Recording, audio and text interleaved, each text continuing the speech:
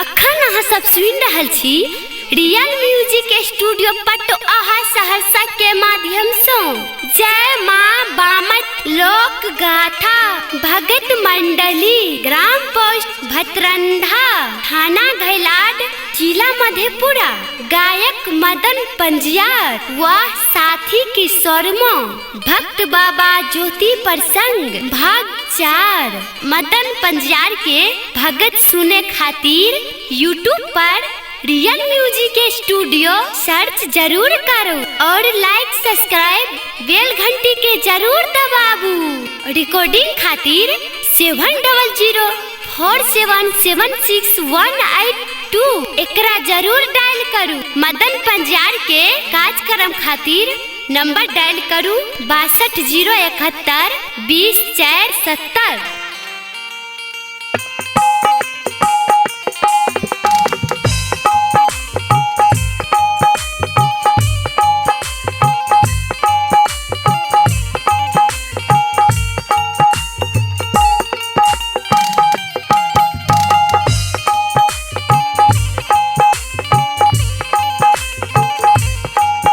श्रोता भगवान, संत जन, भक्त जन,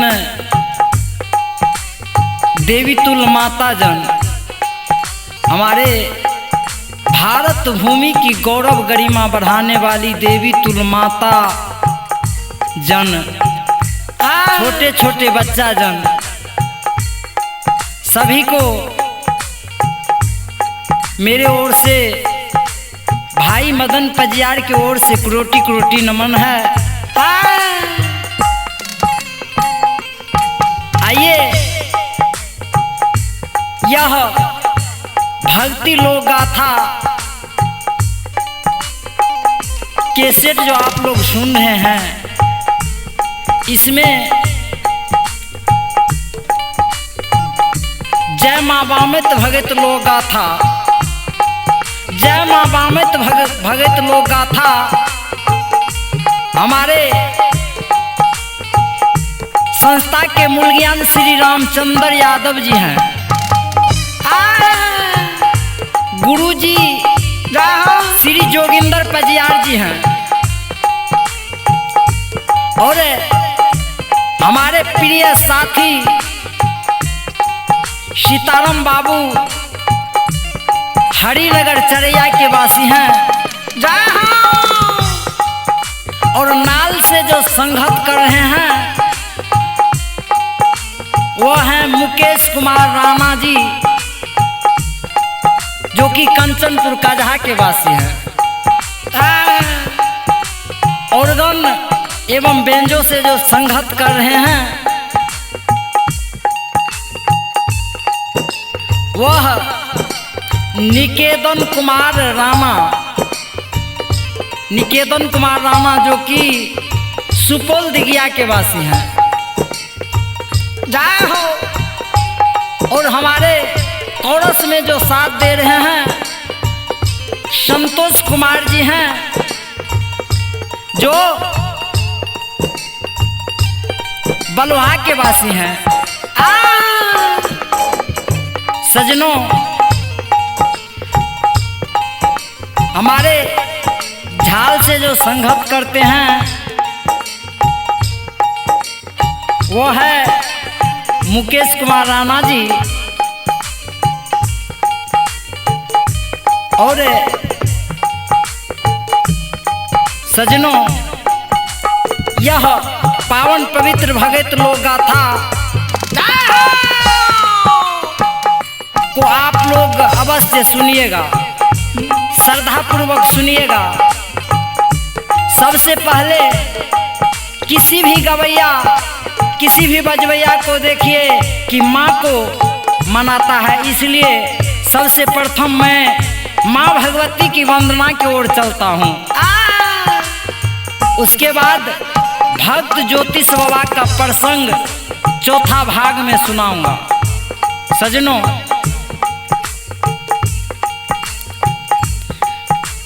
आहे गोबर कैलक कैसी रोना है काली, हे काली मैया आई है। माता जी है वालाती,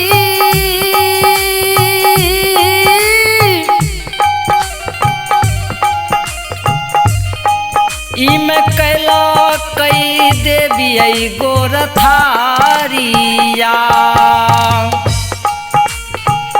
आए गोहबार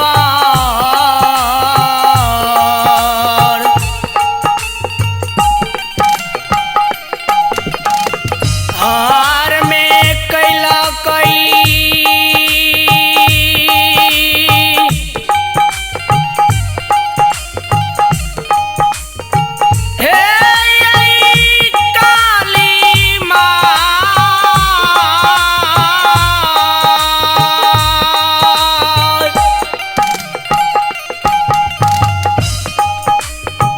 मैया है ये वालाती,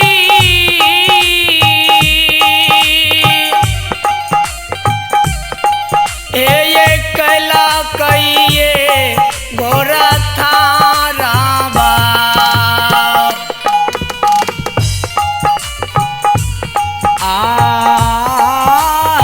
प्यारा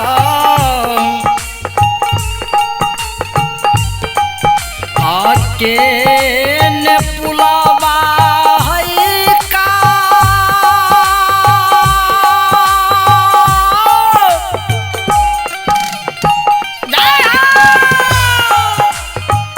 आए आली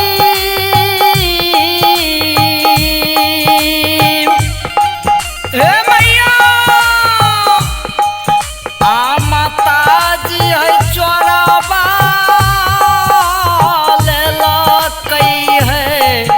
चोराइए,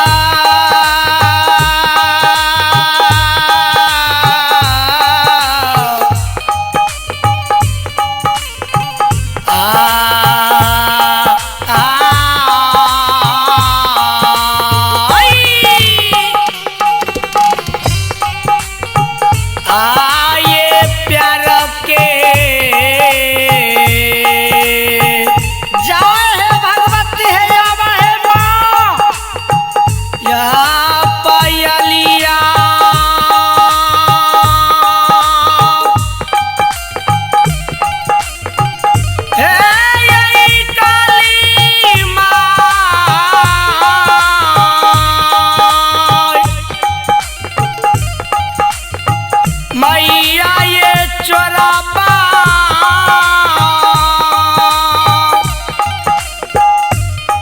हे लई चाहिए हे चोराइए,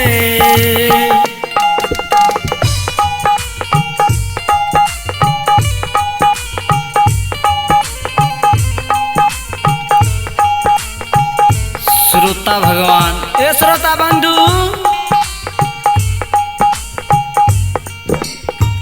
जगत जननी देवी माँ, जगत जननी काली माँ, जब माँ के पैर के सुंदर गहना ने पुल चोरी होय छे,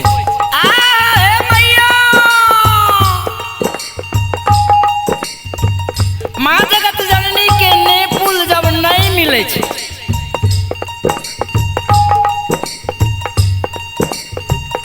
माँ के जब नेपुल नहीं मिले छे तो नेपुल के विरोध में माँ रूठ गेले,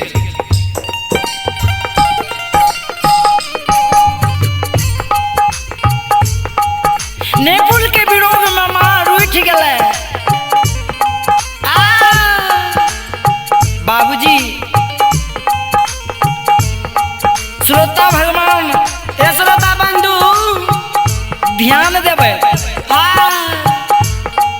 गहना जेवर लहंगा पटोर के आइ काल्हि के महिले सब ने प्यारी होइ छै, देवियो देवता प्यारी रहे। माँ जगत जननी काली माँ वही गहना के विरोग में वही गहना के विरोग में जगत जननी काली माँ मैया रूसल रूसल नहरा के बाट धा लेलकै। आ गई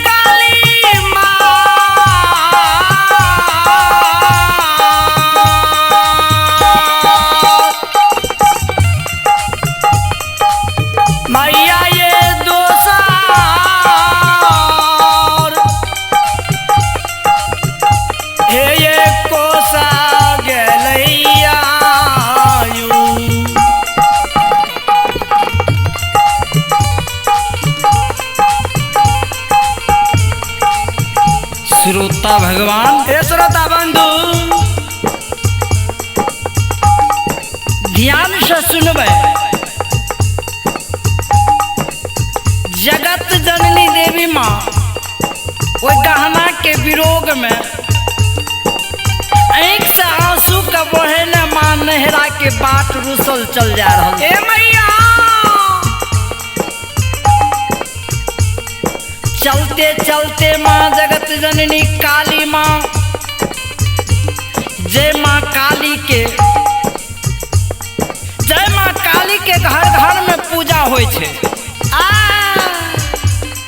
सेवक मनोकामना करे छे, मन्नत मांगे छे। माँ काली कोढ़िया के काया निर्धन के धन बांझी के पुत्र अन्हरा के नैन बहरा के श्रवण संसार में दे छे। उ काली माँ वो गहना के विरोग में रुसल नहरा के जा रहल छे।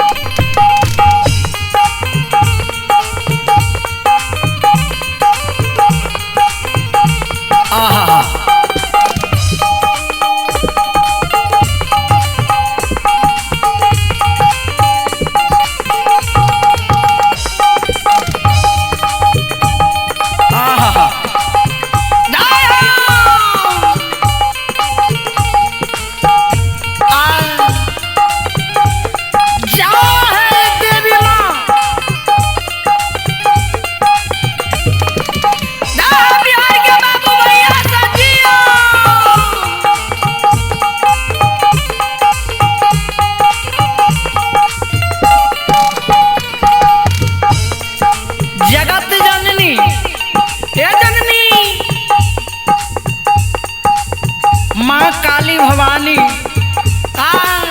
चलत चलत रास्ता यदवटिया जे आवे छे तो भैरव ओहि समय में माँ काली के द्वार जाए रहे द्वार जा रहे वे भैरव भैया भैया वही भैरव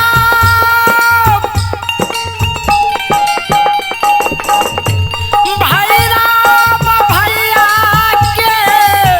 भैया के वो भैरव भैया के नजर जौना जगत जननी काली पर पड़ गए सोहदरा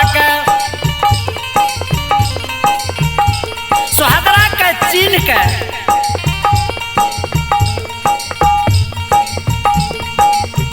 माँ काली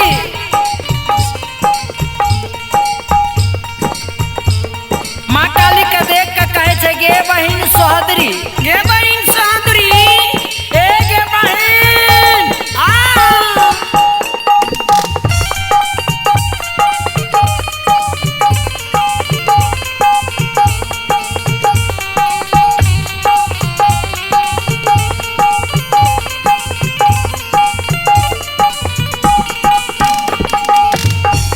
गे बहिन सोहदरा किया तू नहरा से ससुरा से नहरा के भागल जाय छ रूसल ई कोनो नियम भेलो बाबा भैया के पगड़ी के गिरावे छ वंश खानदान में दाग लगावे छ ई कुन तोहर नियम छो कुन विरोध में तू नहरा के रूसल भागल जा रहल छ ससुरा छोड़ त माँ काली के आँख से लोड़ जा लागले हे मैया माँ काली के कसा लोर बासु धरा जाय जाय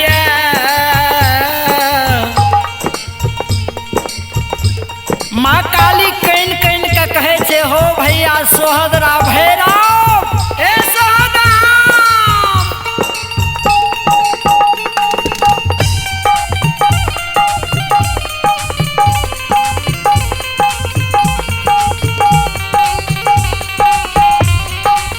जी आया आहा ए हो सोहदरा भैरव ने हमरा अन्न धन घटले ने 22 बेरहट घटले ने पिहनना के चीर पटोर घटले कोनो एहन वस्तु नहीं घटले तो कहल के कौन बात से तू रूसल मर्यादा के उल्लंघन करने जा रहल छा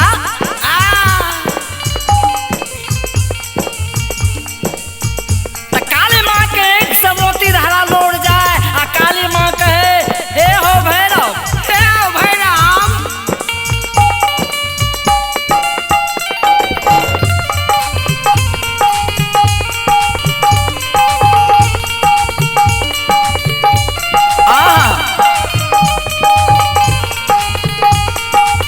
जी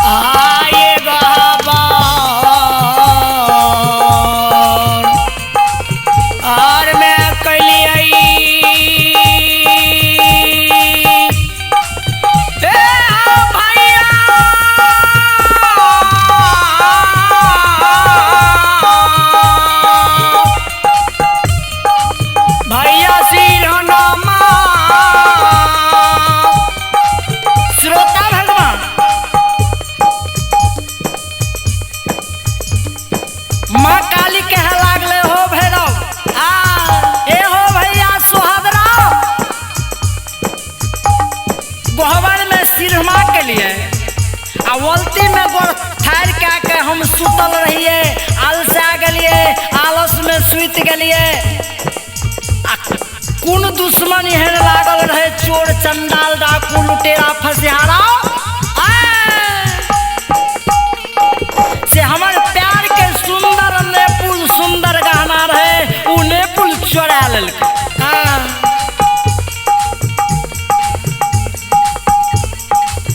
भैरव बड़ा जोर से हंस देलकै।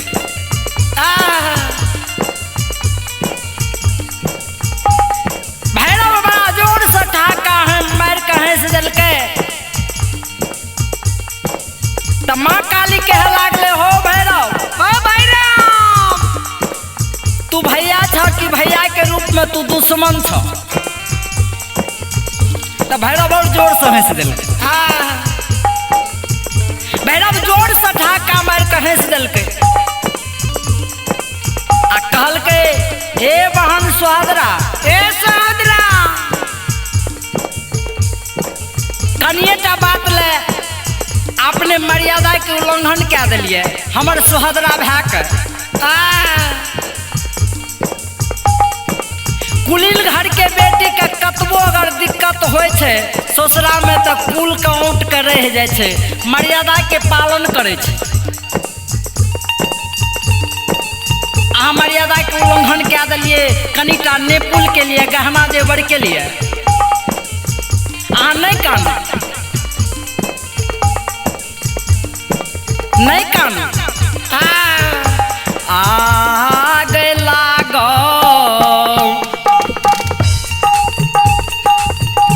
आते में लागत है गई बाहिना,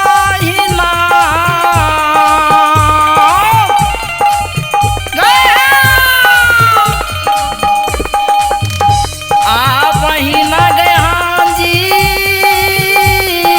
पूरा के गए बाजारावा, आ गई लागत मैं ते लागत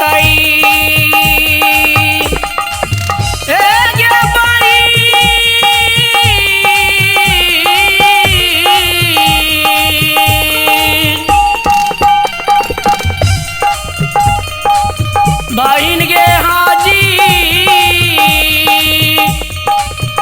हे गे पुर के गए बाजार।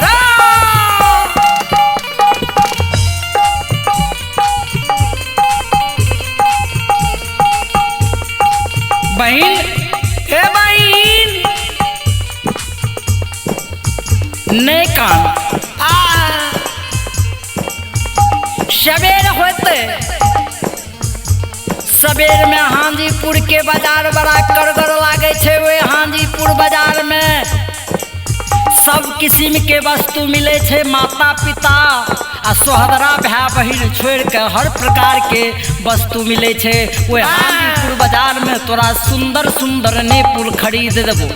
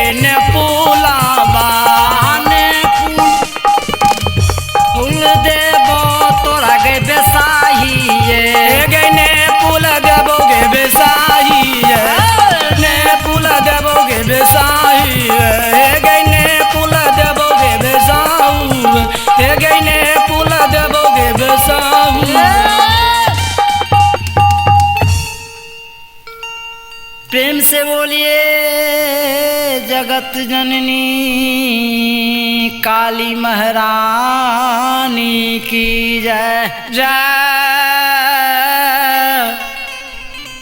सीताराम।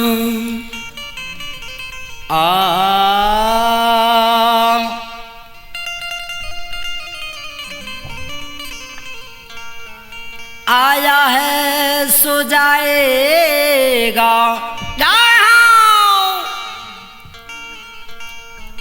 आया है सो जाएगा जाएगा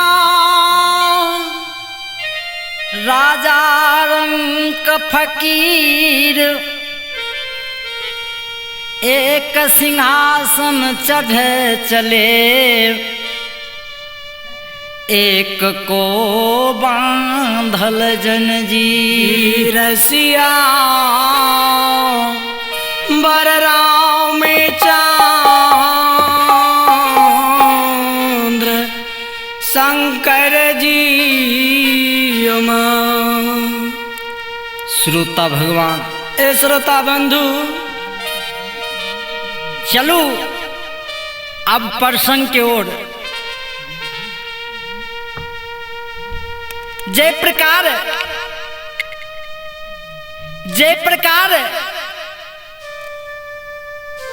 सब बांस धूजा में काम नहीं करे छे। बांस के बीट में बहुत बांस होय छे लेकिन धूजा एके गो बांस के बने छे।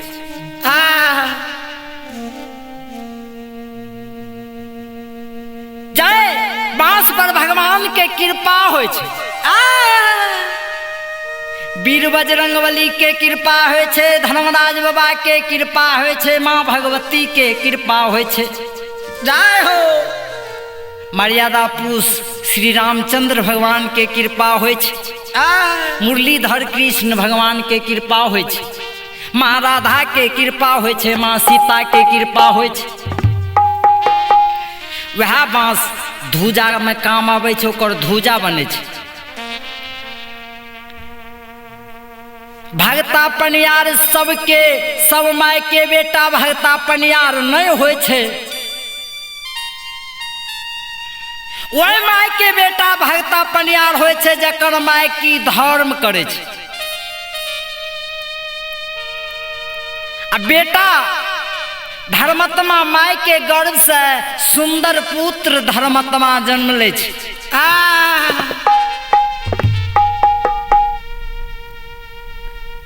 श्रोता भगवान ए श्रोता बंधु ध्यान से सुनबे। जय प्रकार गाय में बछरू बहुत होय छे लेकिन साँड़ कोनो कोनो गाय होय छे के बछरू होय छे। उ होय छे जकरा पर कि भगवान के कृपा होय छे। ओहि प्रकार भगवान के भक्त हर माय के बेटा नहीं होय छे। पोपीपुर नगर में पोपीपुर नगर में ज्योतिष बाबा के माय सब दिन धर्म कैलके, सब दिन धर्मराज बाबा के पूजा कैलके, सब दिन धर्म से चलले। आ दोसर जो धर्म से जाए तो ओकरा धर्म के रास्ता पर चढ़ा के चलेलके। ओहि माय धर्मात्मा के कोख से धर्मात्मा बेटा के जन्म भेले जकर नाम की ज्योतिष छिए। जे ज्योतिष बाबा के नाम से सती सेवक मनोकामना कै ले छे, मन्नत मांगे छे तो ओहि भक्त के भगवान श्री हरि ठाकुर जी धर्मराज बाबा मनोकामना के पूर्ण करे छे। वह ज्योतिष बाबा ज्योतिष बाबा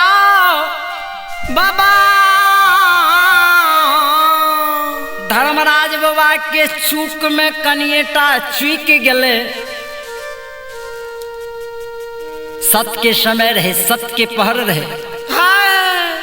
धर्मराज बाबा 12 वर्ष अज्ञावास केदली बन लिख दिलके। बिना अन्न बिना पानि बिना जुड़ी बिना छहर बिना सर बिना समाज बिना नींद बिना नारी के यस्कर केदली बन लिख दिलके। जय हो। 12 बरस केदली बन में ज्योतिष बाबा धर्मराज बाबा के भक्ति कलकै। शरीर के भक्ति करैत करैत मिटमा मिट कए देलकै। ज्योतिष बाबा के शरीर पर डाइब कुश जन्म गेलै। नाक के सोसा में डाइब जन्म गेलै। कान के नाली में कुश जन्म गेलै। आये ताइयो ने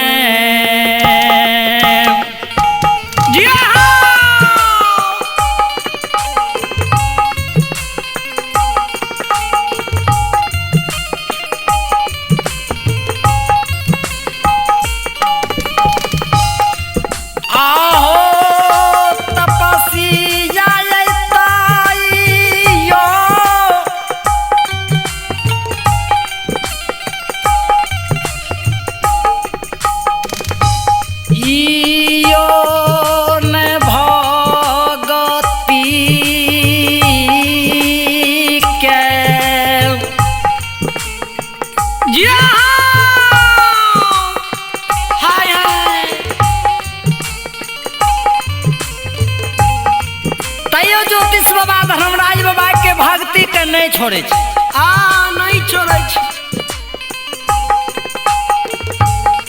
रतन धन कोयली संग के संगीत बा कोयली के कह रहल छे। गे रतन धन कोयली कोयली गुरु बाबा ज्योतिष के हड्डी बोल रहल छे। हड्डी बोल रहल छे। सतनाम सतनाम भगवान के नाम से नारा उ हड्डी लगावे छे।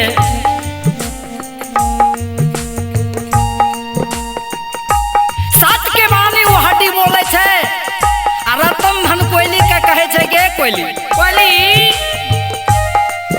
एगे गंगा बेतिया से तू लाइव के अगर अपना चोच से तू गंगा जल के अरक हमरा ये मरखन पर दैत रहबे।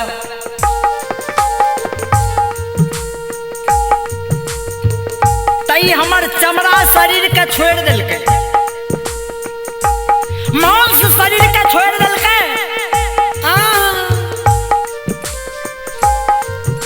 ई सुखलो हड्डी जो हमर रहते त भगवान के भक्ति के नहीं छोड़बे। गे मैया सुखलो हड्डी जब रहते तो भगवान के भक्ति के नहीं छोड़बे। ठाकुर जी के भक्ति के नहीं छोड़बे। सत के वाणी के नहीं छोड़। ए विधाता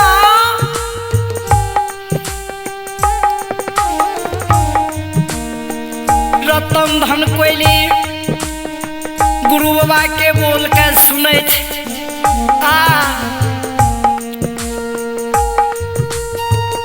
गुरु महाराज के बोल के सुन के आए दोनों जय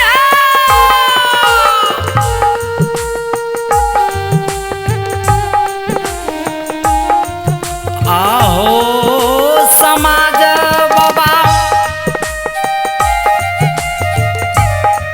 आए दोनों हो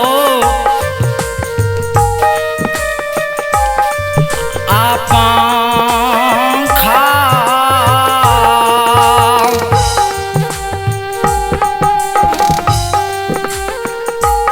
हे हो जरा के ये चराई जाओ। आओ गुरु के कराइया ये अपारा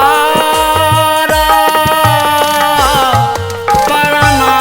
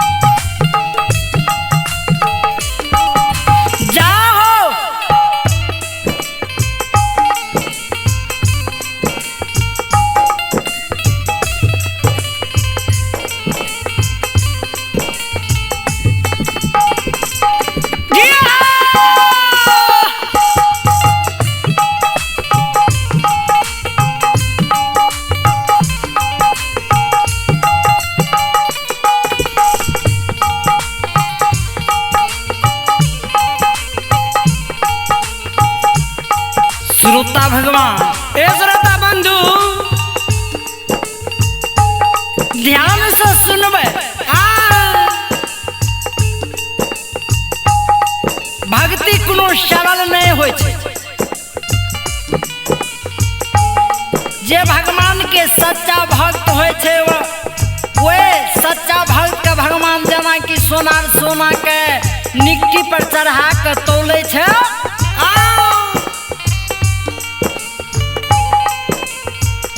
जेना सोना के निक्की पर चढ़ा के तौले छै। जय हो। बिल्कुल 16 कनमा। हाँ, वही प्रकार भगवान धर्म कटा लगावे छे। धर्म के पलड़ा पर भक्त के भगवान तोले छे। धर्म के काटा पर बिल्कुल जब 16 कनमा पुर जाए छे तो फूल के समान वो भक्त का भगवान उबार दे छे।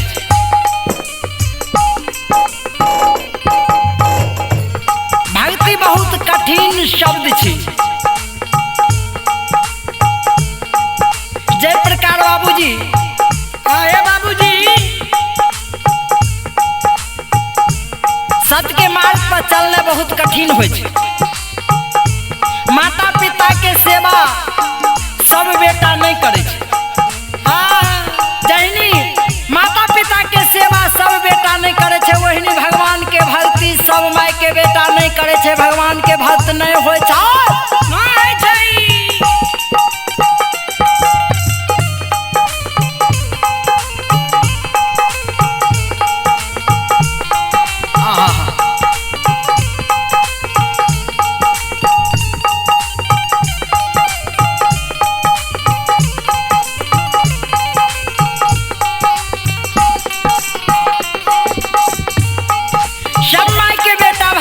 भक्त नहीं होइ छै। गुरु बाबा जे काने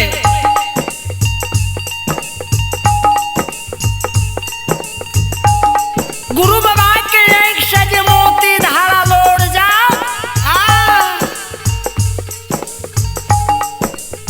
रतन धन कोयली वही पंख से गुरु बाबा के आँख के आंसू के पोछे।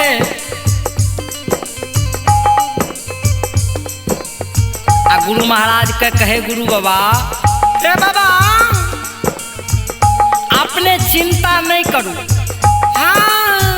नित प्रतिदिन गंगा जी से गंगा जल लाइव के और कहाँ के देते रहो।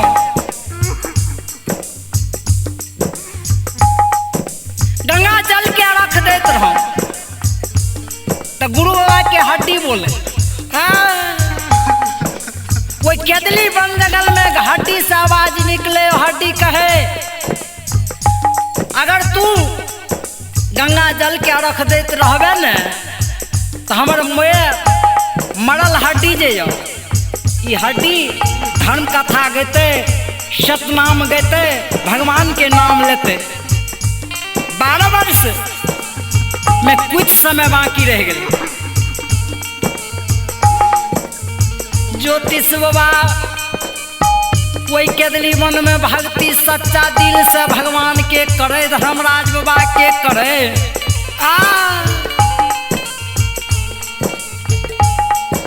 एने ज्योतिष बाबा के माय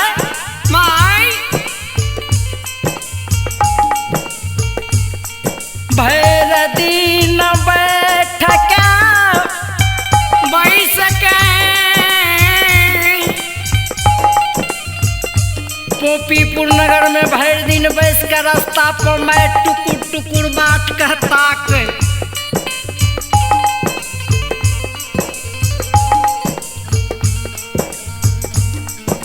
मैं भर दिन बैठ कर टुकुर टुकुर रास्ता ताके कि कखनी हमर सुगा बेटा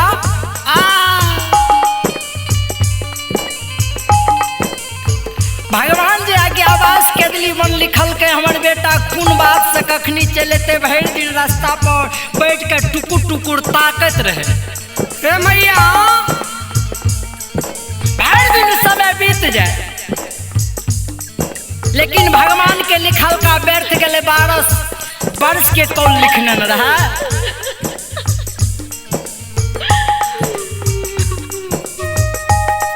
सांझ के समय जब है जाए बेटा जने आवे तो धर्मराज बाबा के गोहबर के ओसार पर मैं चल जाए आग छातिया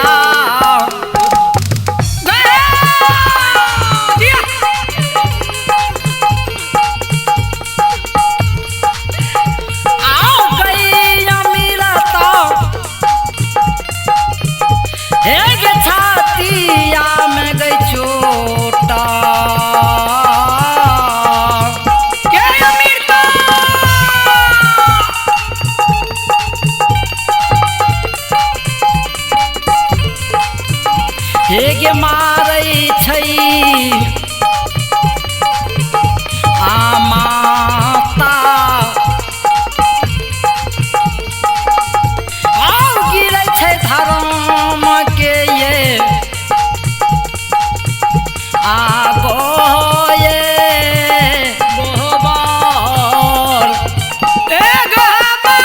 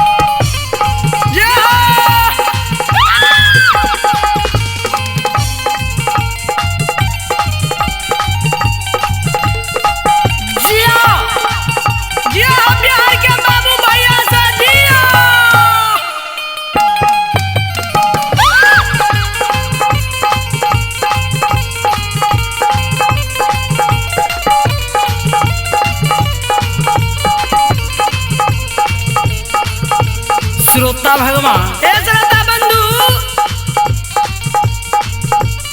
माँ नैना से लोड़ के बहावे आ मैं धर्मात्मा काने आ किन किन मैं कहे हो गोसाई बाबा ए बाबा मैं किन किन वे गोहबर के वसार पर कहे हो गोसे बाबा ए गोसे बाबा ये हो सुना सुना निरमोहिया सुन लाओ जिया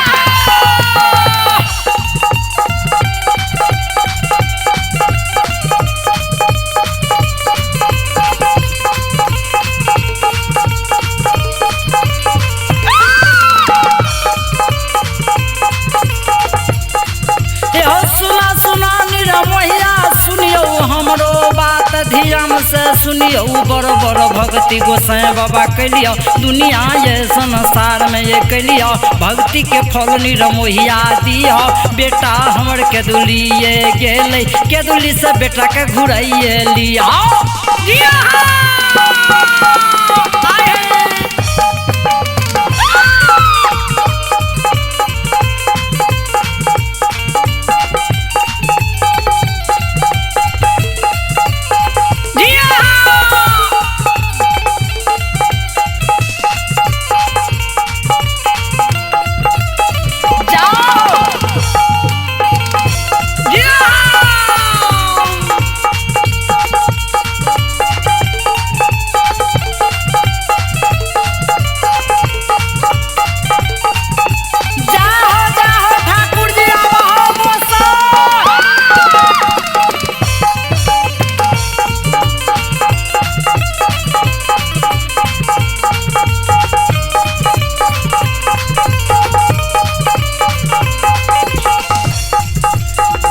गोसा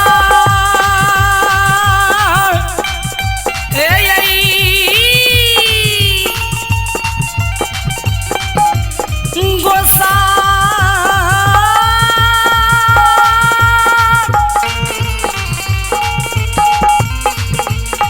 गोसा बाबा हे बाबा आओ ये हमारे बेटा जब नहीं है तो ठाकुर जी ई अमहरी मैं तोरा गहवर में सौर पटक पटक के प्राण के तेज देव ये चोला के छोड़ देव ए मैया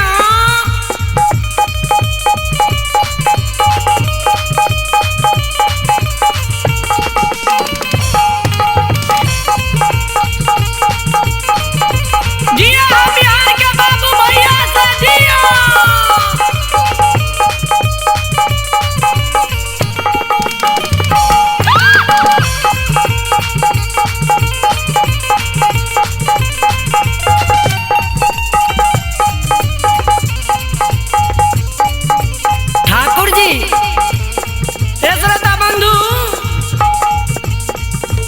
गोसा बाबा हाँ अगर हमारे बेटा केदली वंश नहीं लौट के आत न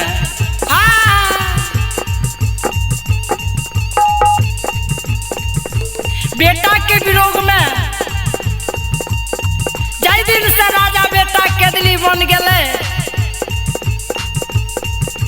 तय दिन से एक से आंसू बहावत बहावत नैन के अंधेरी बन गलिया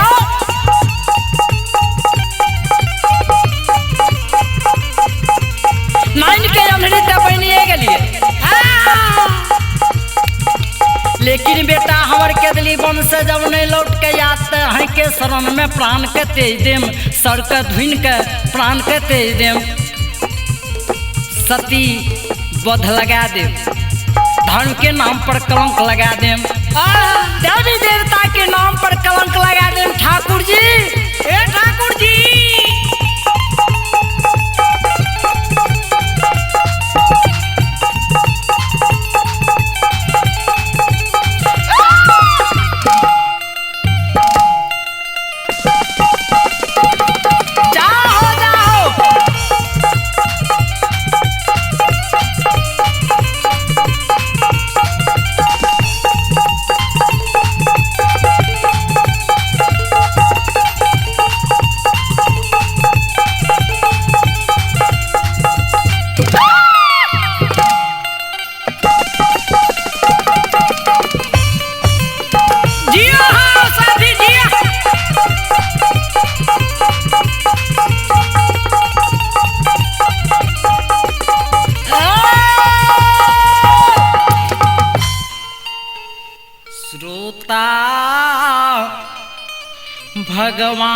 भगवान यो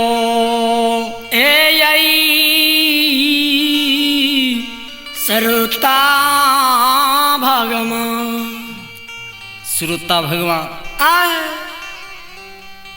ज्योतिष बाबा के माँ इस संसार में माय वो पदार्थ छिए जकरा एगो बेटा भगवान ने जे माय के देने छै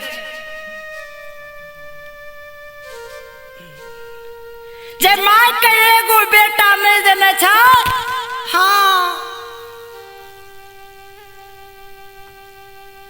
ओई नारी के जकरा पुत्र पुत्री भगवान नहीं देने छै विध विधाता नहीं देने छै ओई माय के ओई नारी के कह देते पुत्र के कारण नदी में डूब जा तो नदी में डूब जेते पुत्र के कारण क्या तो नारी है संसार में जे नारी का भगवान पुत्र पुत्री ने ये दुनिया संसार में दल के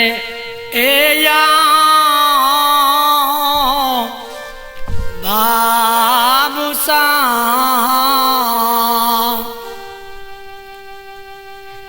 जय नारी का पुत्र पुत्री भगवान ने दल के हाथी दल के घोड़ा दल के महल दल के अटारी दल के सोना दल के चांदी दल के 14 कोस राज पोखरा पाटन किया न दल के धन संपत्ति के ढेर किया न लागल छा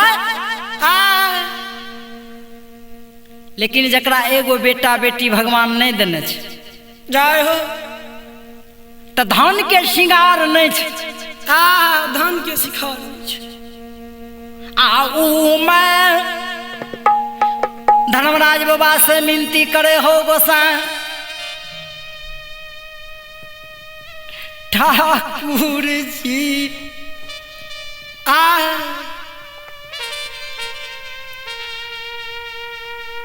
बेटा ने हमर जया तेज के शरण में प्राण के तेज दे विधाता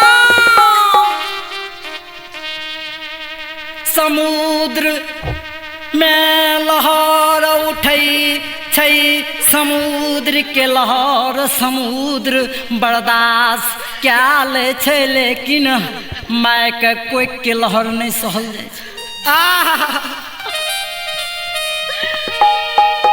आये को खिया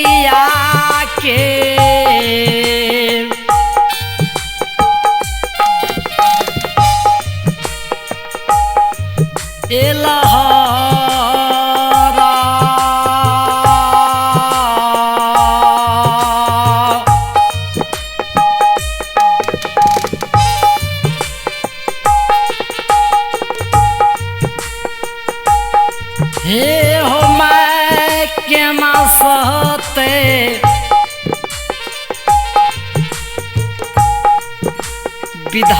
विधाता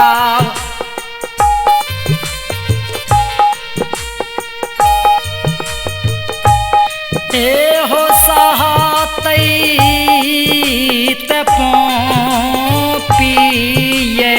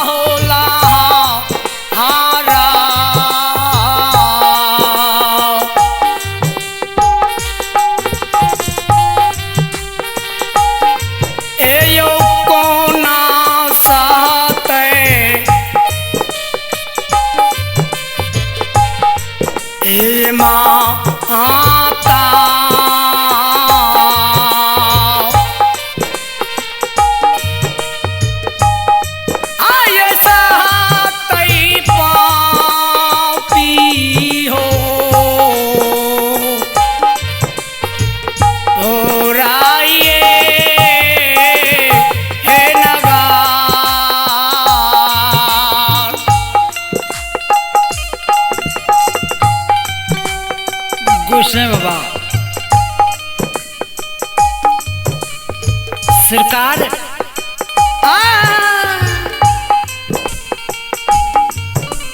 मैं वे धर्म के गोबर में विलाप कर मैया वे धर्म के गोबर में माँ के करेजा में सिंह मार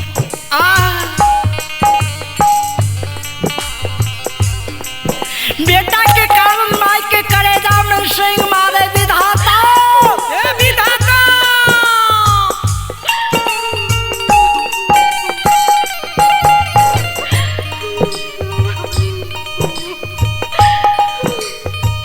बेटा के कारण माँ के करेजा में सिंह मारे माँ जे काने बुझावे की बल्लभ झहर रहल छै माँ जे काने बुझावे कि आसमान टूट के गिर रहल छै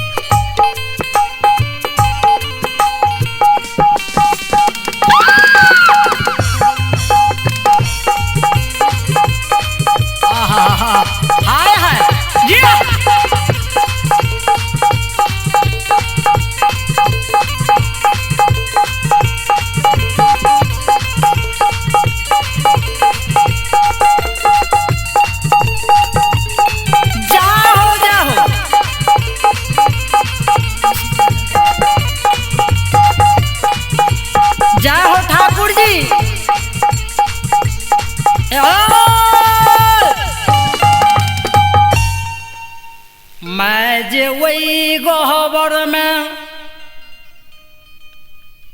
काने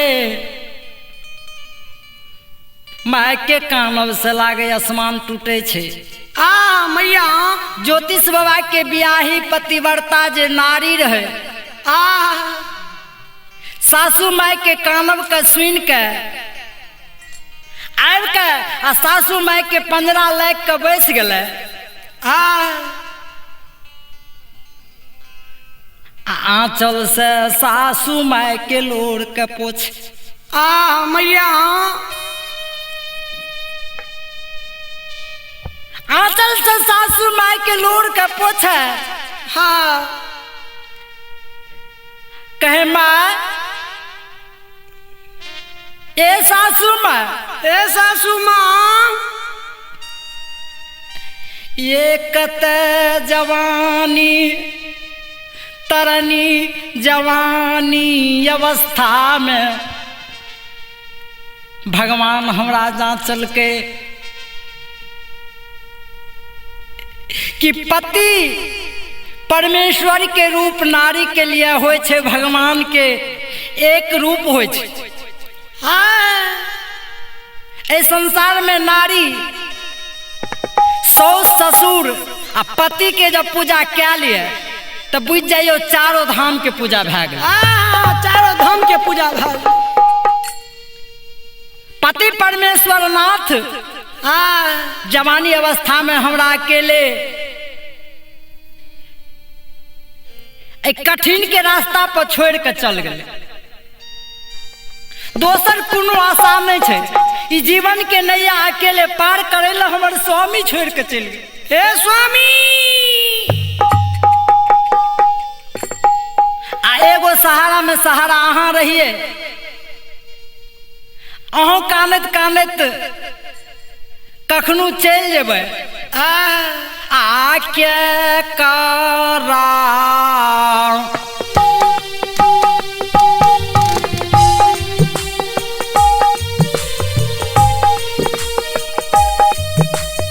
है सासू माय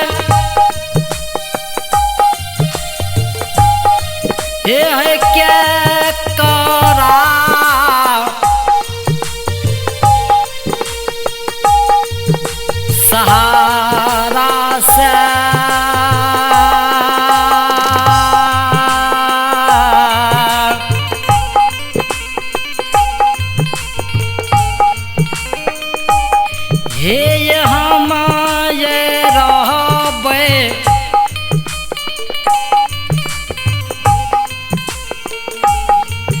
हे सासु माय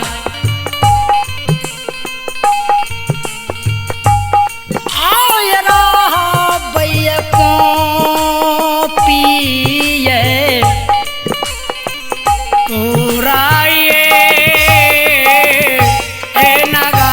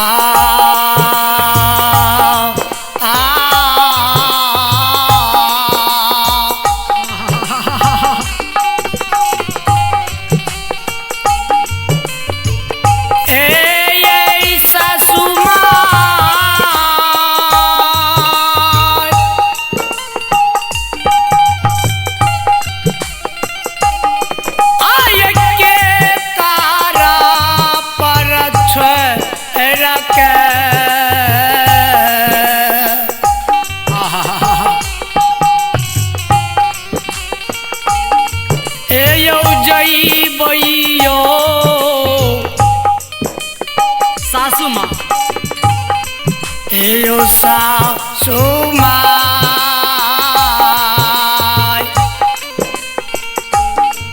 आय जइबै पापी हो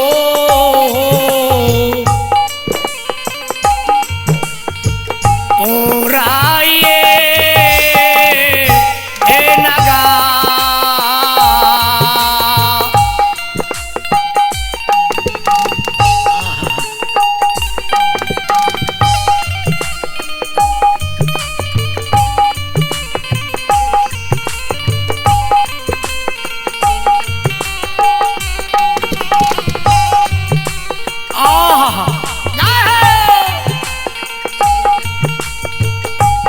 श्रोता भगवान ए श्रोता बंधु सज्जन वृंद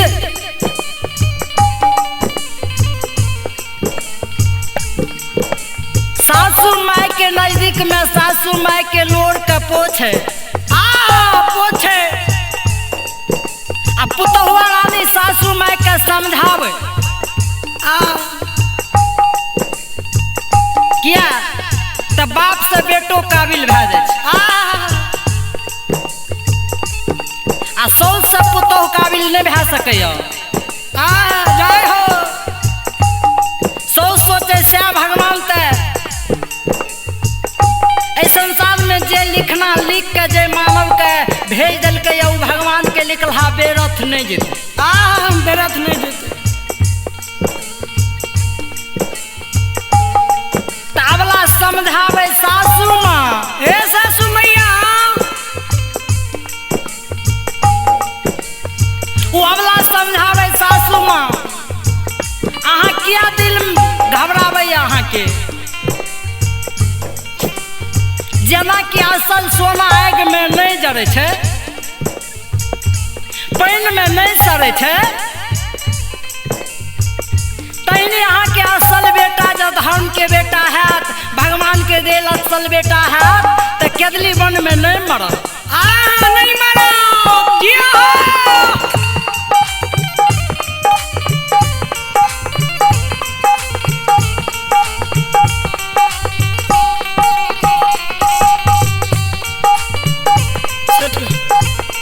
अहाँ के बेटा केदली वन में नहीं मरत किया तो जेकर माय धर्म करे छै जेकर माय देवी देवता के पूजा करे छै साधु संत के भोजन करावे छै मतलब धर्म के काम करे छै दोसर के देख के नहीं जले छै दोसर के संपत्ति के देख के नहीं जले छै दोसर के बेटा के देख के नहीं जले छै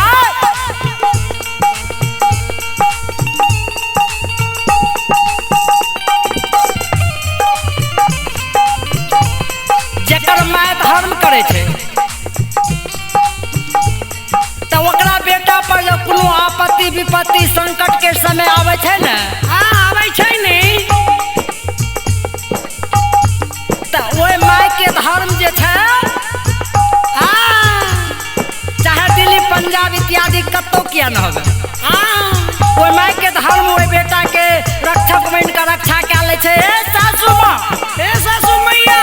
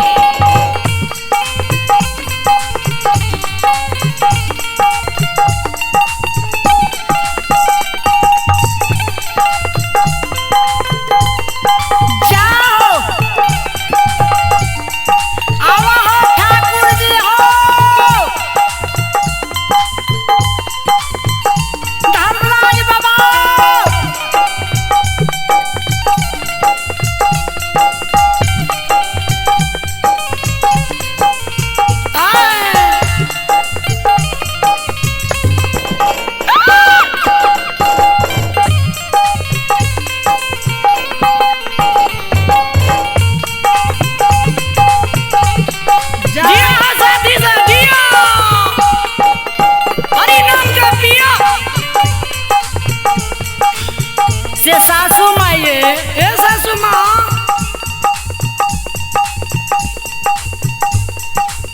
अहाँ त ज्ञान हमरा दै छियै, किया त बुढ़िया सासू माँ जे घर में होइ छै न, जे घर में बुढ़िया बूढ़ पुरान नहीं छै तो उ घर कोनो घर नहीं छै। घर नहीं छियै। बुढ़िया साउस जे घर के होइ छै, बेटी पुतहु के झाँपन होइ छै, जना हंडी में ढक्कन पड़े छै। बेटी पुतहु अगर गलतियों कए दै छै त साउस सासू माँ जे घर में रहे छै तो ओकरा झाँपि दै छै।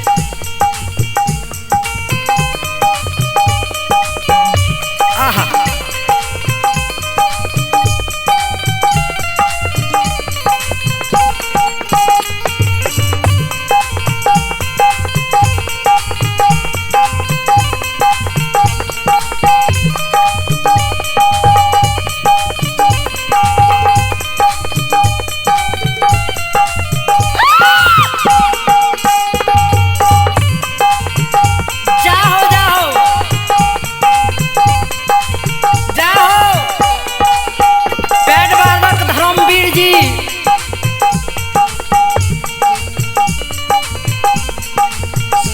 श्रोता बाबू, हे श्रोता बंधु, सज्जन वृंद बाबूजी, सासू माँ का समझावे कि यहाँ के बेटा पर कोनो जे केदली मन में संकट आवे हेते त अहाँ के धर्म, अहाँ के बेटा के रक्षक बन के रक्षा कैल हेते, अहाँ एक सासू ने बढ़ावे नहीं कानी, नहीं कानी अबला तो समझा दिल। श्रोता भगवान अबला तो बुढ़िया सासू माँ के समझा दिल के। बुढ़िया मैं तो चुप भै गए, लेकिन अबला बगल में जाकर बैठ गए, आंचल से मुख के झाँप लेल, अपना दिन रात के छगने लागले, यानी सोचे लागले। अबला सोचे से भगवान धर्मराज बाबा सब कोई टोला पड़ोसा पर जब बोले छिए न तो सब कोई बोले छै कि ज्योतिष केदली वन में जिंदा हेते, बिना ओन पेन के 12 वर्ष जिंदा हेते, अज्ञावास केदली वन में बिना ओन पेन के मर गेल हेते, नहीं तो बाघ सिंह सदुल गिद्दर खा गेल नहीं तो गंगा जी में मोच घड़ियार खा गेल हेते।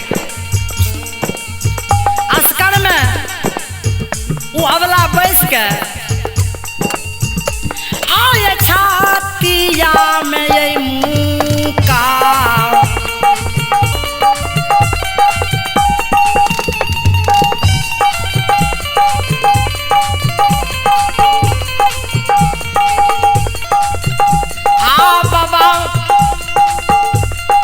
बाबा ये समाज सब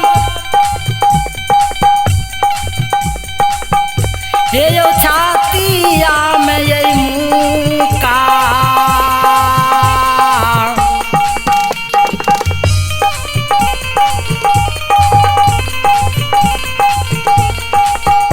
ये जो मारई छई आया बला आओ गिरई जमीन पोए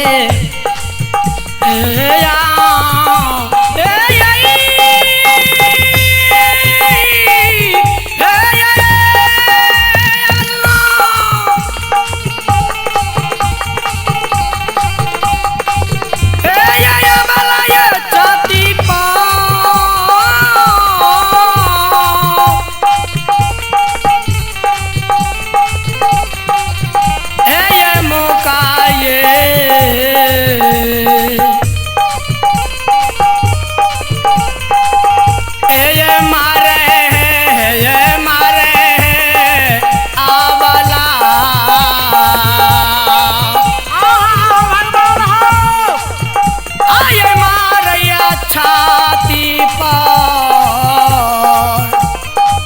मुका एया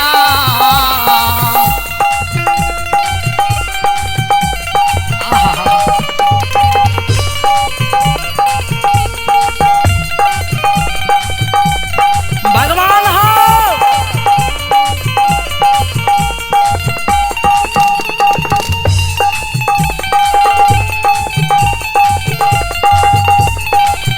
मालिक आवा आवा हो गोसाई धर्मराज बाबा आवा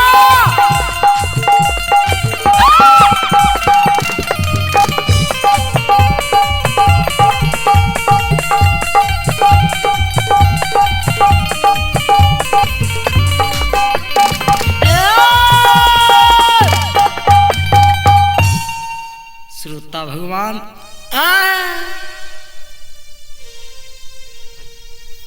अवला हुए धर्मराज बाबा के गोहवर के ओसार पर बगल में जाकर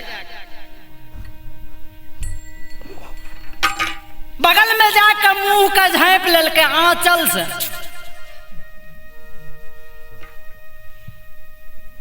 बाबूजी जकरा पास ज्ञान छे ये बाबूजी तो भारी से भारी दुख के सामना क्या ले छे, लेकिन वो दुख जल्दी केकरे नहीं बतावे छे। जकरा पास ज्ञान छे कुछ एहन बात कुछ एहन शब्द होय छे कि सबके बतायल नहीं जाय छे।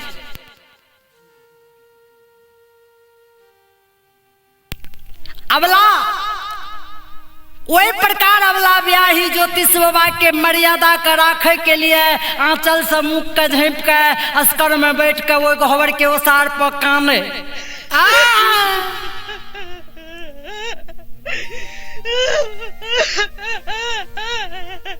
ज्योतिष बाबा के माय के जे ब्याही चुप करने रहे अंधरी माय वो कानव के आवाज के अंदाज क्या गए अनुभव एहन चीज है कि अनुभव से बड़का बड़का जहाज बन जाए जे कि आसमान में उड़े छे वो जहाज बन जाए छे। मैं अनुभव क्या गए कि हमारे पुतोह नहीं छे बेटी छे, बेटी किया एहन विरोध के कानव कन रहो बेटी वनहरी माय लाठी के थेगनी ला ललके टहलल टहलल वो पुतहुआ रानी ल पहुंच गए पंजरा लायक के बैठ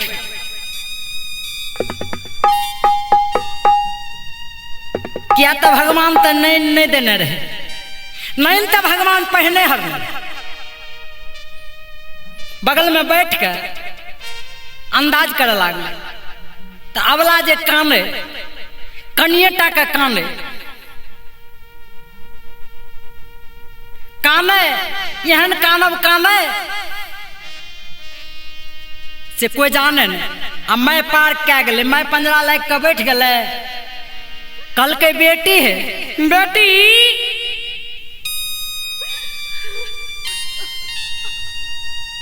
ए बेटी, हाँ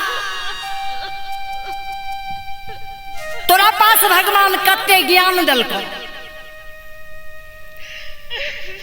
कते हम देवी देवता के पूजा करने रहिए कि तोरा सन के पुतौ हमरा भगवान भेज दिलके, कते तू हमर ख्याल राखे छ। बेटा हमर के दुली बन गए, लेकिन तोरा प्रसाद कहिए ई नहीं बुझलिए, कहिए ई नहीं बुझलिए कि सेवा संस्कार में कोनो कमी होती, कहिए सेवा संस्कार में कमी नहीं भेले। तू हमर पुतौह नहीं छ, बेटी के समान तोरा मान रहल छ। हमरा सामने में तू किया काने छ, हमरा तो तू चुप कह दिल। तू किया एहन कानब काने छ कि जना लागे छे तोरा कानब से आसमान टूट के गिर रहल छे, जमीन हिल रहल छे। जय हो। सासू माँ के बोल पुतहुआ रानी सुन के कल के सासू माँ, हे सासू मैया, ई सब भगवान के देन छै, भगवान के लिखल छै, विधि विधाता के लिखल छै। जय मानव के जय विधि भगवान लिखे छै, जे दिक्कत लिखे छै, जे दुख सुख लिखे छै, उ भगे पड़े छै। सासू माँ टोला पड़ोसा पर जब बोले छिए न तो सब कोई बोले छे अपने में लैया गोतिया ननन जे हेते सेहो बोले छे कि ज्योतिष हेते के दिली बन में बिना अन्न पानि के 12 बरस जिंदा होते मर गेल है, डिबरा के भीड़ भए गेल है, न तो गंगा जी में बोच घड़ियार खा गेल है। जखनी ई बात सुन ले छिए तो हमरा करेजा में सींग मारे छे। अन्हरी मैं इतना वाणी के सुन के कल के हे पुतहुआ रानी, सत्य जे छिए सत्य समान होइ छै, जै समान की दूध में से छाली निकले छै, छाली में से घी निकले छै, घी बहुत मूल्यवान होइ छै। ढेर दूध जमा क्या दियो, लेकिन छाली के सामने में ओकर कोनो मोल नहीं रह जाए छै। तहिनी सत्य के सामने पाप बहुत ज्यादा होते, लेकिन पाप के कोनो मोल नहीं रहे छै। मोल नहीं छै। अगर धर्म पछाओ ते बामान हाओ,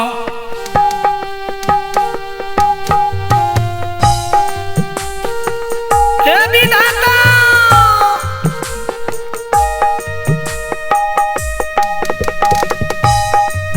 आहे बान हाओ,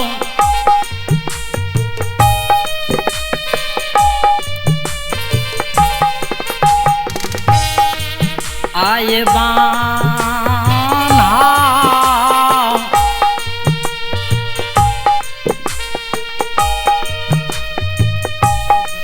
ये है साथी है दुलारिया,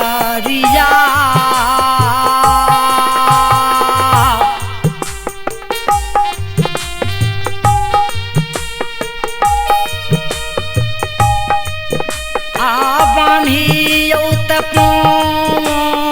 पिए उराए हे नगा, हे नगा,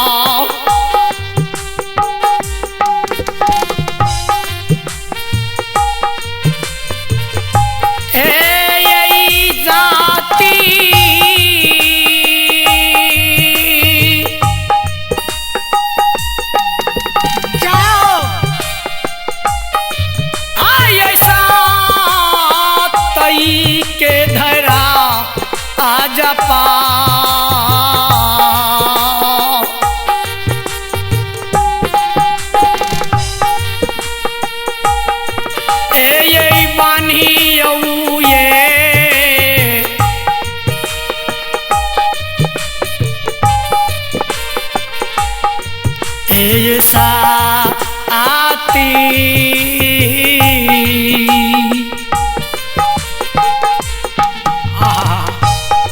आये बानी यऊ पापी हो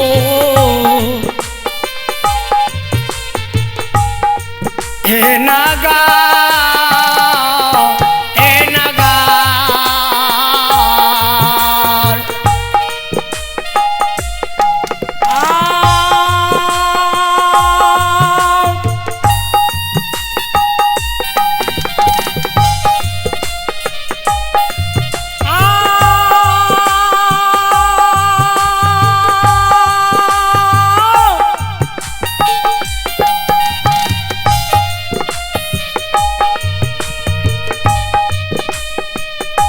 श्रोता भगवान ए श्रोता बंधु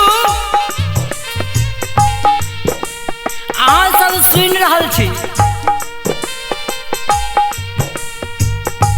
जय माँ बामैत भगत लोक गाथा। जय माँ बामैत भगत लोक गाथा। ग्राम पोस्ट भद्रंधा, थाना घेलाद, जिला मधेपुरा। गायक भाई मदन पजियार, गुरुजी जोगिंदर पजियार एवं सौदत्त पजियार, मूल्यम श्री रामचंद्र यादव। कोरस गायक सीताराम बाबू और संतोष जी। जय हो।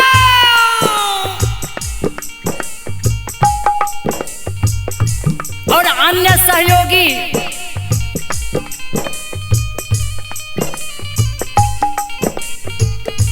हमारे ललित बाबू डॉक्टर साहब जे कि हारमोनियम से संघर्ष करैया, बहुत प्रिय सहयोगी छी। और झाल से जे संघर्ष कए रहल यऽ, झाल से जे संघर्ष करैया मुकेश कुमार राणा, भंकर कुमार और बीजो कुमार, सुरेश कुमार।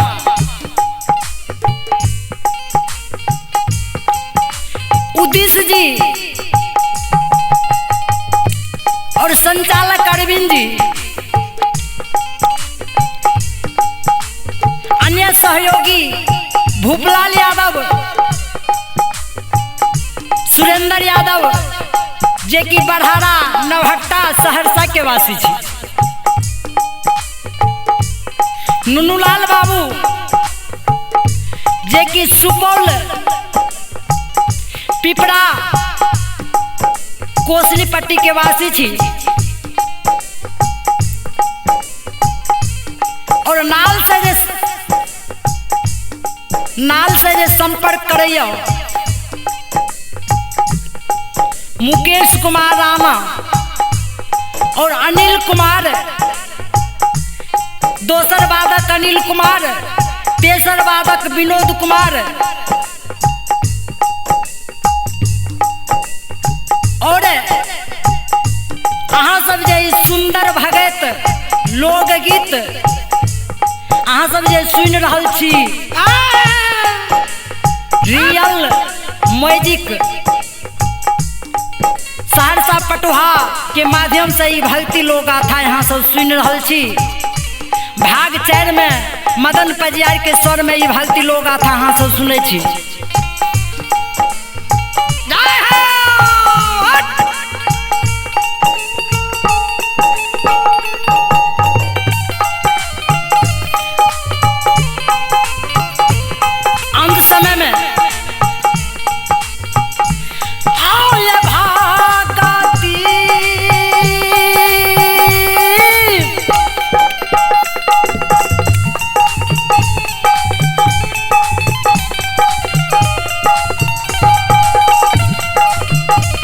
इके रस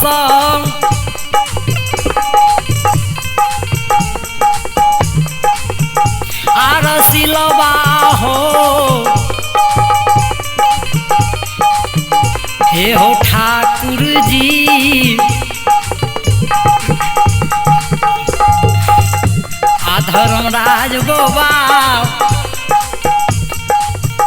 हे हो ज्योतिक बाबा दुनिया ये समय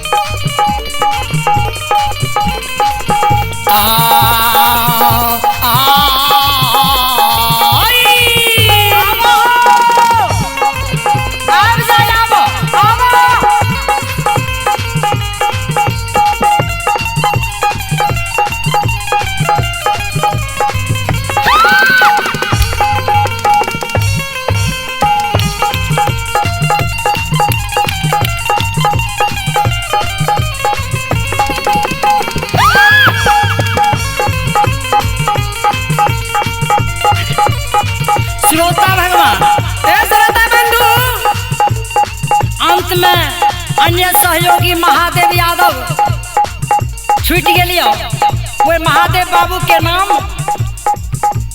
अहाँ सब सुनबे। मदन ठाकुर वार्ड सदस्य 5 नंबर भतरंधा 5 नंबर के वार्ड सदस्य समाज सेवी मदन सदस्य समाज सेवी और हमारे प्रिय जगदीश बाबू गवैया जी सहयोगी सब साथी के साथी भक्ति लोक गाथा अहाँ सब सुन रहल छी।